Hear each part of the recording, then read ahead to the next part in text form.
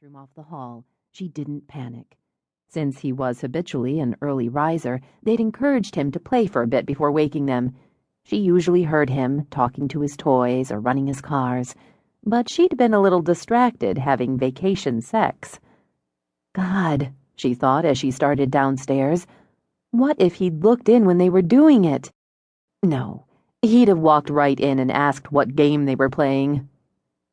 With a half-laugh, she turned into the pretty living room, expecting to see her little boy on the floor surrounded by the toys of his choice.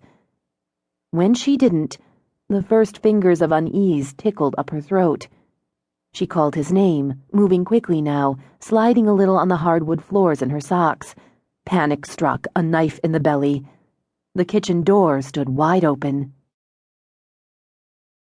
Shortly after 9, Fiona Bristow pulled up at the pretty vacation house in the heart of Moran State Park. Rain fizzled along the ground more than pattered, but its steadiness promised sloppy tracking. She signaled her partner to stay in the truck, then got out to approach one of the local deputies.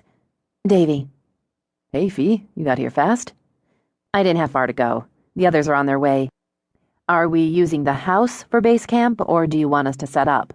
"We're using it. You'll want to talk to the parents, but I'll give you the basics.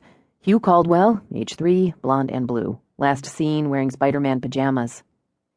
Fiona saw his mouth tighten a little. Davy had a boy about the same age as Hugh, and she imagined he had a pair of Spider-Man PJs, too. "The mother first noticed he was missing at about 8:15, Davy continued. "Found the back door open. No visible signs of forced entry or an intruder. The mother alerted the father. They called it in right away, and they ran around, calling for him, looking in the immediate area." "And tracked up the place," Fiona mused. But who could blame them? "We did a house and grounds search to make sure he wasn't just hiding." Davy turned back to Fiona with rain dripping off the bill of his cap. "He's not in the house, and his mother says he has his stuffed bunny with him. He sleeps with it, carts it around habitually. We've got rangers on the search. McMahon and Matt are out there," he added, referring to the sheriff and a young deputy. "McMahon cleared me to call in your unit and assigned me to base." "We'll set up and get started. I'd like to interview the parents now, if that's good for you." He gestured toward the house. "They're scared, as you'd expect, and they want to go out and look for him. You might help me talk them down from that." "I'll see what I can do." Thinking of that, she went back to the truck, opened the door for her partner. Peck hopped out and walked with her and Davy to the house.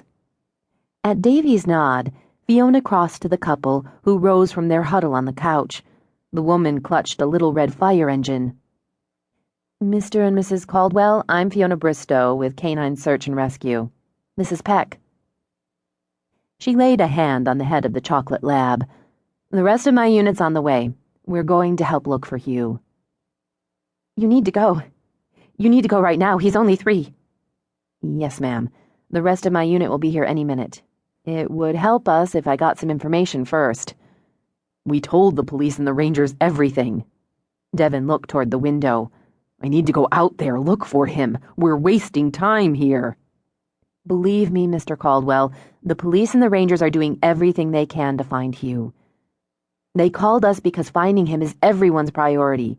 We're trained, and your little boy is our only focus now. We're going to coordinate with the police and the park rangers.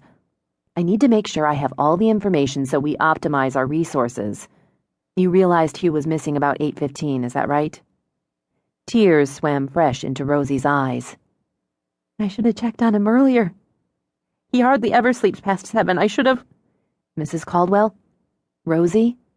Fiona corrected, using the first name to comfort. "You don't want to blame yourself. Little boys are curious, aren't they? Has Hugh ever left the house by himself before?" "Never. Never. I thought he'd come down to play, then I couldn't find him, and I went back to the kitchen, and the door was open. Wide open. And I couldn't find him."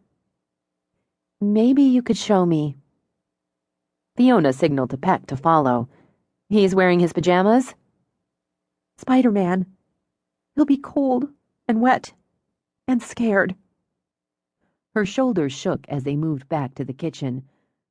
"I don't understand what you can do that the police